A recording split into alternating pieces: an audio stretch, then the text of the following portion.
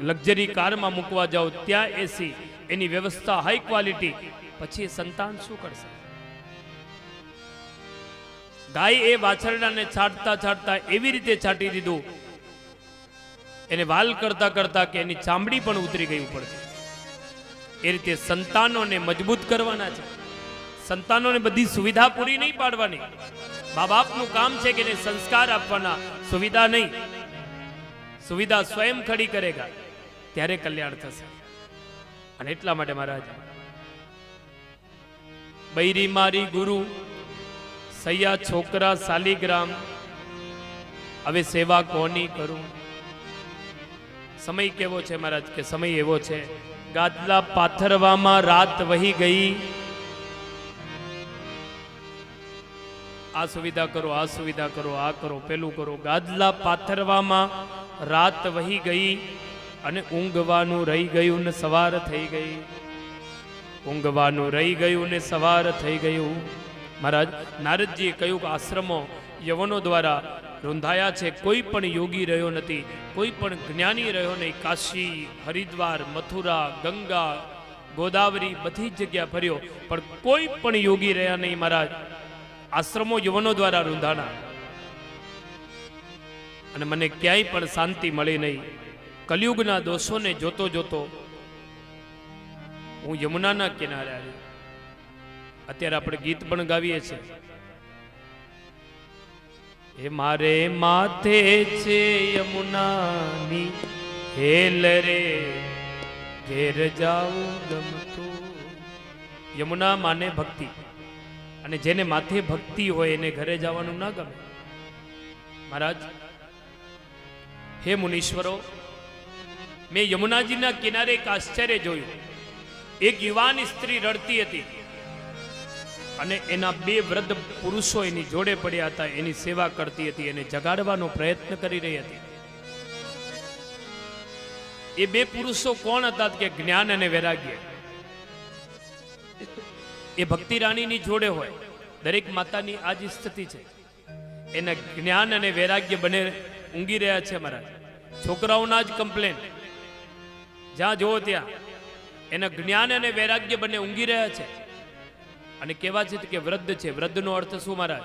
તો કે માતા જેટલું કામ કરે છે, છોકરાઓ આળસ મરોડીને વળી પાછા ઊંઘી જાય છે. એટલે માને એની સેવા કરવી પડે. એ બાળક ભલે યુવાન હોય છતાં પણ એ વૃદ્ધ જ છે. તો બાળક તરુણ ક્યારે બને મહારાજ? તો કે જ્યારે માં આમ ઈશારો કહી દે એટલામાં બધા જ કામો પૂરા કરી દે, એ બાળક તરુણ છે. તો મહારાજ, હું એની નજીક ગયો, એને મને બોલાવ્યો અને કહ્યું, ભો ભો સાધુ શરતિષ્ઠ મમ ચિંતા પિનાશય. કે ભક્તિ રાણીએ કહ્યું, મારી ચિંતાનો તમે નાશ કરો. સાધુનો ક્ષણ અને અન્નનો કણ ન બગાડવો જોઈએ. મારી ચિંતાનો તમે નાશ કરો. હે સાધુ, ક્ષણવાર માટે ઉભા રહો, મારી ચિંતાનો નાશ કરો. બીજાના કાર્યને સાધે એનું નામ સાધુ. જેનું જીવન સરળ, જેનું જીવન સાદું, એનું નામ સાધુ. કોઈ ચલે હાથી ઘોડા પાલકી મંગાએ કે, કોઈ ચલે હાથી ઘોડા પાલકી મંગાઈ કે, સાધુ ચલે નંगे पैर कीड़ियों को बचाए के. साधु चले नंगे पैर कीड़ियों को बचाई के. साधु चले नंगे पैर कीड़ियों को बचाए के. साधु चले नंगे पैर कीड़ियों को बचाई के. મહારાજ, જેનું જીવન સાદું છે એ સાધુ છે. અને એટલા માટે મહારાજ, નારદજી સ્ત્રીથી પૂછ્યું, તું કોણ છે? આ બંને વૃદ્ધ પુરુષો કોણ છે? ત્યારે ભક્તિ રાણીએ કહ્યું, મહારાજ, ઉત્પન્નામ દ્રવિડમ સાહ વૃદ્ધિ કર્ણાટકે ગતા. ઉત્પન્ના દ્રવિડમ સાહ વૃદ્ધિ કર્ણાટકે ગતા. મારી ઉત્પત્તિ દક્ષિણમાં થઈ, એટલે દ્રવિડ, કેરલા. આમ હિન્દી પછીની બીજી કોઈ ભાષા આવતી હોય તો સૌથી મોટી ભાષા એ તેલુગુ છે. કેરલા, આંધ્ર, તામિલ એ બધા રાજ્યોમાં ઉત્પન્નામ દ્રવિડમ સાહ અત્યારે મારું 10 દિવસનું વિઝિટ રામેશ્વરમ અને આંધ્રમાં થયું. મેં મંદિરોની ત્યાંની પ્રાથમિકતા જોઈ, પણ કોઈ માતાઓ બહેનો કે કોઈ ભાઈ પાસે મોબાઈલ નહોતો. મેં આ જોયું. વિચારો તમે, આપણે આરતી થતી હોય તો સેલ્ફી લેવામાં અને વિડીયો લેવામાં આપણી પૂજા ભૂલી જઈએ છીએ. આ મોબાઈલ પણ એક પ્રકારનો વાયરસ છે, ધ્યાન રાખજો. હે ને? ખરેખર આપણે ફોટો પડાવવામાં રહેતા હોય, પણ ખરેખર ફોટો નહીં, એ વખતે ભગવાન સાથે આપણો ફોટો પડી જવો જોઈએ. પરમાત્મા સાથે આપણી લિંક થઈ જવી જોઈએ. એ લિંક આપણે ભૂલી રહ્યા છે.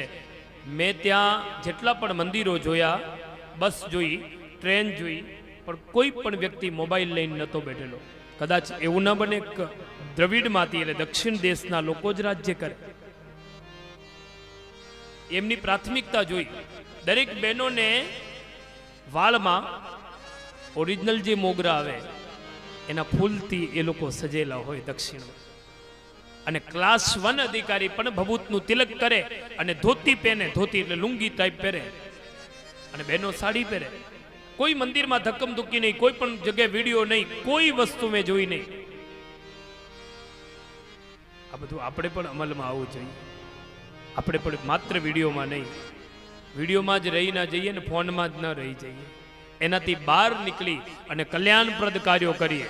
આપણે કોઈને બતાવવાનું નથી, માત્ર પરમાત્માને બતાવવાનું છે કે હે પરમાત્મા, તારે ત્યાં અમે હાજરીમાં આવ્યા છે, તારે ત્યાં હાજરીમાં આવ્યા છે.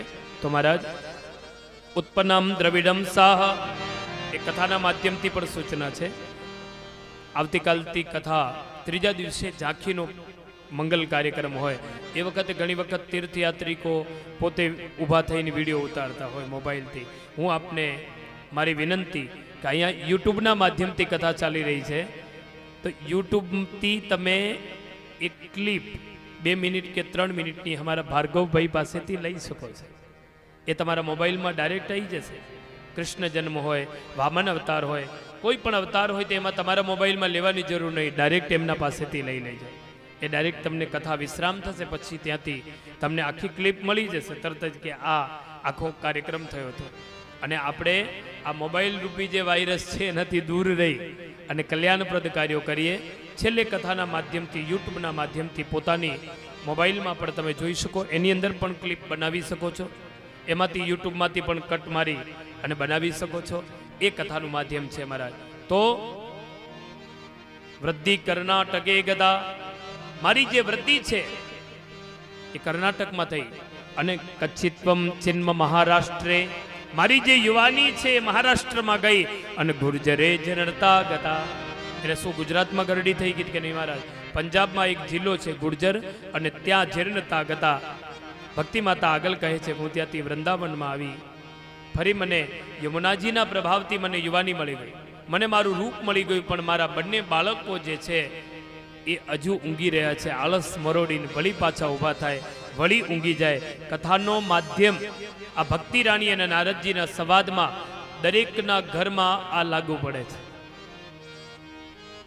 આ દરેકના ઘરમાં લાગુ પડે છે કે યુવાનો જે છે દિવસે દિવસે આળસુ બની રહ્યા છે, બાળકો જે છે આળસુ બની રહ્યા છે, અને મા બાપને દરરોજ માટે આ ચિંતા સતાવી રહી છે. મારા અંદરથી આ સતાવી રહી છે કે આ છોકરાઓનું શું થશે.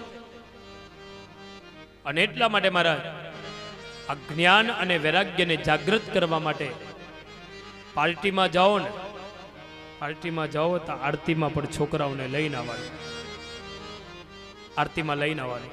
કાર કલ્ચર અને ક્લબ કલ્ચરથી દેશની મહાનતા નથી. દેશની મહાનતા ગંગાજીની પવિત્રતા, જે ગંગા जिस देश में गंगा बह रही है એનાથી હિમાલયની ઊંચાઈ, એ હિમાલયમાં જે નિર્વાણી અખાડાના સંતો જે કુંભના મેળામાં ઉતરે, અને એ વખતે દેવતાઓ પણ સાધુના કપડાં પહેરી સ્નાન માટે ઉતરે, એને મહાકુંભ કહેવાય. એનાથી આ દેશની મહાનતા છે. ભગવદ્ ગીતાના વિચારોથી દેશની મહાનતા છે. અરે આઉટ ઓફ કન્ટ્રીના કોઈ લોકો ઉતારે અહીંયા અને ઉતરે તો એ લોકોને ગંગાજીની આરતી અને ભગવદ્ ગીતા હાથમાં આપીએ કે આ અમારા દેશનું કલ્ચર છે. એનાથી આ દેશ ભારત ભાગ્ય વિધાતા છે. અને એટલા માટે પાર્ટીમાં પણ જવાનું, પણ દીકરાઓ દીકરીને આરતીમાં પણ લઈને આવવાની. ચાલ બેટા 2 દિવસ માટે પણ કથામાં આવજે, તો ત્યાં રોકાજે, ક્યાંય ફરવા જવાનું નથી, તારે પહેલાં કથામાં બેસવાનું, એવી ફરજ પાડવાની.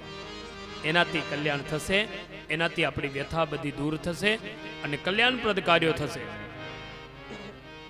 ભક્તિ રાણીએ કહ્યું, મને એમ થાય છે ઇદમ સ્થાન પરિત્યજ્ય વિદેશ ગમ્યતે મયા. તમે તમારા ઘરને એટલું નંદાલય બનાવો કે તમને ક્યાંય જવાની ઈચ્છા ન થાય. નહીં તો ઘરમાં જો ધર્મ અને ભક્તિનો પ્રભાવ ઓછો થાય અને કલિયુગનો પ્રભાવ વધારે આવે તો કે ના ના, હવે અમારા ઘર વેચી દેવું છે, ઘર છોડી દેવું છે, હવે મારે બીજી જગ્યા જતું રહેવું છે. આ દુનિયામાં ક્યાંય પણ ફરશો, જ્યાં સુધી પોતાની સમાધિ નહીં લાગે ત્યાં સુધી શાંતિ નહીં મળે. એટલા માટે જજમાનને પહેલા તિલક કરીએ, અમે જજમાનને પહેલા આચમન કરાવીએ, જજમાનને પહેલા નાડાચડી બાંધીએ, જજમાનને પહેલે પ્રાણાયામ કરાવીએ. કારણ કે જ્યાં સુધી જજમાનની સમાધિ નહીં લાગે ત્યાં સુધી દેવતાઓની પૂજા કરવા માટે એ યોગ્ય નહીં બને. નહીં તો આમ તો દેવતાઓ શ્રેષ્ઠ છે, પહેલા દેવતાઓને તિલક થવા જોઈએ, જજમાનને શું કરવા થાય? પણ જજમાનને એટલા માટે થાય મહારાજ, નિદ્રા સમાધિ સ્થિતિ પોતે જ્યાં સુધી ક્ષમતાવાન નહીં બને ત્યાં સુધી સામેની પૂજા માટે યોગ્ય નહીં કહેવાય. એટલે સ્વયં પહેલા સિદ્ધ થવું પડશે. એટલે પોતે પોતાનું ઘરને નંદાલય બનાવો, પોતાના ઘરને અયોધ્યા બનાવો. પોતાના ઘરમાં, એટલે જે ઘરમાં યુદ્ધ નહીં હોય અયોધ્યા, જે પતિ પત્નીના વચમાં રાગ દ્વેષ ઈર્ષ્યા નહીં હોય, જે કાર્યકર્તાઓની વચ્ચે રાગ દ્વેષ ઈર્ષ્યા નહીં હોય, કલ્યાણપ્રદ કાર્ય કરશો એ જ અયોધ્યા છે. याती જ अयोध्या નો प्रारंभ થાય. इसलिए घर जब मंदिर बन जाएगा तो मंदिर में जाएंगे तो मंदिर तीर्थ बन जाएगा, और मंदिर जब तीर्थ बन जाएगा तब हृदय महंत बन जाएगा. हृदय महंत बन जाएगा, फिर आनंद ही आनंद. એટલે મંદિરમાં પણ જશો ત્યારે હૃદય મહંત બની જશે. તો મહારાજ, ઇદમ સ્થાન પરિત્યજ્ય વિદેશ ગમ્યતે મયા. ભક્તિ રાણીએ કહ્યું, એ કામ કરો, મારા આ બંને બાળકોને તમે જાગૃત કરી દો, એટલે કે ઊભા કરી દો, પછી હું આ સ્થાન છોડી દઈશ અને વિદેશમાં જતી રહીશ. ત્યારે નારદજીએ કહ્યું, માં તમે ચિંતા ન કરો, હું ઘરે ઘરે જઈશ, લોકોના હૃદયમાં તમારું સ્થાપન કરીશ. ભારતના સંતોની પ્રાથમિકતા જો મહારાજ, બાકી તમને અહીંયાથી જવા નહીં દો. અને આજે પણ તમે જુઓ, જે મોટેરા ડિસ્ટ્રિક્ટ લાઈફથી કંટાળેલા લોકો, ધોળિયા લોકો, આજે વૃંદાવનમાં જજો તમે, હાથમાં કરતાલ લઈ હરે રામ રામ રામ હરે હરે કૃષ્ણ કૃષ્ણ કૃષ્ણ હરે. એ પણ સાડીઓ પહેરી અહીંયા સુધી તિલક લગાવેલું હોય. આપણે આટલું તિલક કરી, નાના મહારાજ નાનો કરજો, બીજા જોશે બાદ. અરે અહીંયા સુધી તિલક કરેલું હોય, આખું ઉર્ધ્વ તિલક જેને કહેવાય, અહીંયા કંઠી પહેરેલી હોય, અને રાધે રાધેના નામથી આખું શ્રૃંગાર કરેલું હોય, ને હાથમાં કરતાલ હોય, હરે રામ રામ રામ હરે હરે હરે કૃષ્ણ કૃષ્ણ. આ કલ્ચર તો આપણું છે, આટલું જોઈને પણ આપણે શીખી જઈએ તો કલ્યાણ થાય. મહારાજ, જ્ઞાન અને વૈરાગ્યના કોઈ ગરાગ નથી. માં તું ચિંતા ન કર, ગેહે ગેહે જને જને, ઘર ઘરમાં જઈશ અને તારું સ્થાપન કરીશ. દેવ ઋષિ નારદે આવી પ્રતિજ્ઞા કરી. મહારાજ, જ્ઞાન પ્રભુત્યા શીઘ્ર રે વૈરાગ્ય પ્રભુતાંગ એતમ સત્કર્મમ સુખેતમ સમાચર. હે જ્ઞાન ઉભો થા, વેદના મંત્ર બોલ્યા, આળસ મરોડીને ઊંઘી ગયા. નારદજીને પરસેવા છૂટ્યા. મહારાજ, જો વેદના મંત્રોથી, જેને ગીતાના શ્લોકોથી જો એ નહીં ઊભા થયા, મેં ભક્તિ રાણીને વચન આપ્યું છે, મારું શું થશે? અને નારદજી એટલું શ્રીમદ ભાગવતના પદે પદે, અને ત્યાં આકાશવાણી થઈ, હે નારદજી સત્કર્મ સૂચકો નારદ, હે નારદજી સત્કર્મ કરો, સત્કર્મ કરો, સત્કર્મ કરો. કે સત્કર્મ એટલે શું? સત્કર્મની વ્યાખ્યા શું? હવે સત્કર્મને માટે નારદજી ફરતા ફરતા આશ્રમોમાં ગયા. ઘણા બધા સંતોએ તો મૌન વ્રત ધારણ કરી લીધું, કે નારદજી જેવા સંતને જો સત્કર્મની વ્યાખ્યા ખબર ન પડી તો અમને શું ખબર પડશે? એટલે કે અત્યારે મૌન વ્રત છે. મહારાજ, આ બધું શોધતા શોધતા આ સંતાપનો ટોપલો લઈને નારદજી બદ્રિકાશ્રમમાં ગયા છે. અને ત્યાં ભાગ્યમાં હતું એટલે સનત સનંદન અને સનત કુમારોથી ભેટો થયો છે. અને ત્યાં એમ કહ્યું નારદજીએ કે સત્કર્મ એટલે શું? અને ત્યાં સનત કુમારોએ એમ કહ્યું કે શ્રીમદ ભાગવતમ સપ્તાહ વાચનમ કુરુ ઇતિ સત્કર્મ. આજે પહેલો દિવસ, કાલે બીજો દિવસ, આમ 7 દિવસ સુધી સતત કથામાં નિરંતર રહીને સત્કર્મ કરો. હે નારદજી, હવે નારદજી આયોજક બન્યા, સનત કુમારો વક્તાઓ બન્યા, અને કથાને હિમાલયમાં નહીં, કોઈના ઘર સુધી નહીં, બરાબર ગંગાના કિનારે લાયા. કારણ કે તાનપુરો બહુ કડક બાંધો તો પણ વાગે નહીં, તાનપુરાને બહુ ઢીલો બાંધો તો પણ વાગે નહીં, બરાબર એને મીડિયમમાં રાખવો પડે. એમ ભગવાનનો જન્મ પણ મધ્ય અવસ્થામાં, એટલે મધ્યકાલીન અવસ્થામાં થયો. એટલે બરાબર પક્ષના વચમાં ઋતુનું પણ અયનમાં પણ મધ્ય, અને આમે પૂર્ણિમાથી એકમ અને એકમથી અમાવસ, એમાં વચમાં જે સમય આવ્યો એ અષ્ટમીના દિવસે ભગવાન પધાર્યા. એ પણ મધ્ય સમય, એ પણ પાછો દિવસનો પણ મધ્ય, રાત્રિનો પણ મધ્ય. એટલે ભગવાન રાત્રિમાં 12 વાગે આવ્યા. એમ ભગવાન રામનો પ્રાગટ્ય પણ બરાબર નવમીના દિવસે 12 વાગે, એટલે એ પણ મધ્ય અયન હતો. એટલે મધ્ય અયનમાં પધાર્યા. એવી રીતે મહારાજ ગંગાજીના કિનારે આ કથાનું આયોજન થયું છે. નારદજી આયોજક છે, સનત કુમારો વક્તા છે, બધા જ ઋષિઓ ત્યાં પધાર્યા છે મહારાજ. અને ભૃગુ ઋષિને પહેલી કંકોત્રી પહોંચીને ભૃગુ ઋષિનું નામ પહેલા આવ્યું, કારણ કે તુજ સંગ કોઈ વૈષ્ણવ થયો તો તું વૈષ્ણવ સાચો રે. જે ટીમ સાથે તમે અહીંયા આવ્યા છો અને સતત ભગવાન માટે મહેનત કરી રહ્યા છો, પરસેવાએ જે પરસેવો પાડે એ સાચો પરસેવો છે.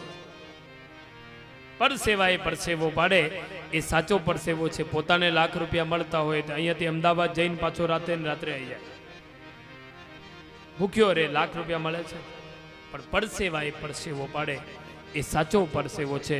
આપણે બધા અહીંયા ભેગા થયા, જે રકમ એમને નક્કી કરીને એ સંભવ જ નથી કે આ અહીંયા કથા થઈ શકે, પણ એમનો ભાવ હતો કે મહારાજ આ તો ખાલી નિમિત્ત માત્ર છે, પણ લોકો એમાં વધુમાં વધુ જોડાય અને કથા ગંગામાં આવે. તો પ્રકાશભાઈ, ગીતાબેન, નારાયણભાઈ, સતીશ કાકા, પટેલ સાહેબ, આપ સૌને હું વિશ્વાસ આપું છું કે ભગવાનના આ કાર્યમાં આપની આ બીજી કથા ભગવાન દ્વારિકાનાથના સાનિધ્યમાં શ્રેષ્ઠ રીતે સંકલ્પિત સસંકલ્પ સંપન્ન થાય.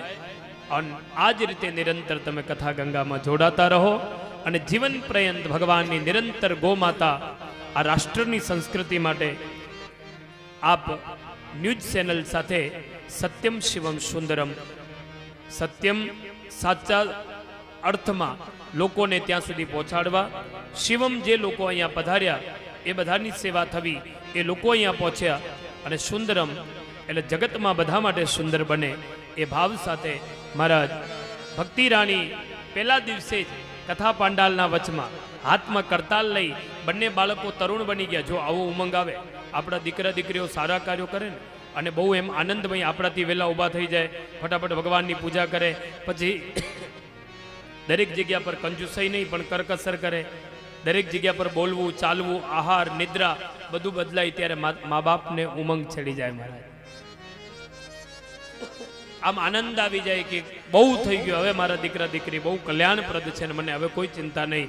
ત્યારે હાથમાં કરતાલ લઈ અને ભક્તિ રાણી બંને હાથમાં કરતાલ લઈ શ્રી કૃષ્ણ ગોવિંદ હરે મુરારી હે નાથ નારાયણ વાસુદેવા, શ્રી કૃષ્ણ ગોવિંદ હરે મુરારી હે નાથ નારાયણ વાસુદેવા, હે નાથ નારાયણ વાસુદેવા, હે નાથ નારાયણ વાસુદેવા, હે નાથ નારાયણ વાસુદેવા, હે નાથ નારાયણ વાસુદેવા. હરે કૃષ્ણ કૃષ્ણ હરે હરે,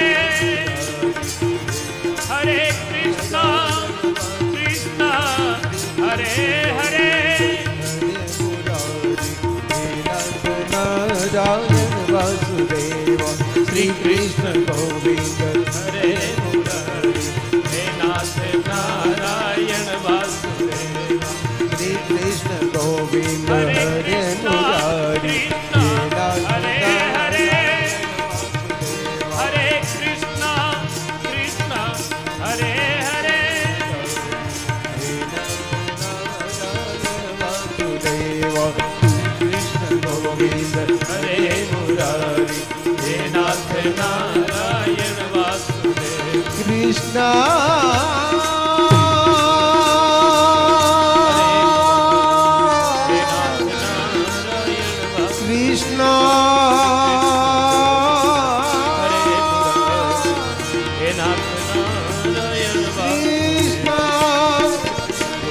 કૃષ્ણ ગોવિંદ હરે મુરારી હે નાથ નારાયણ વાસુદેવ શ્રી કૃષ્ણ ગોવિંદ હરે મુરારી હે નાથ નારાયણ વાસુદેવ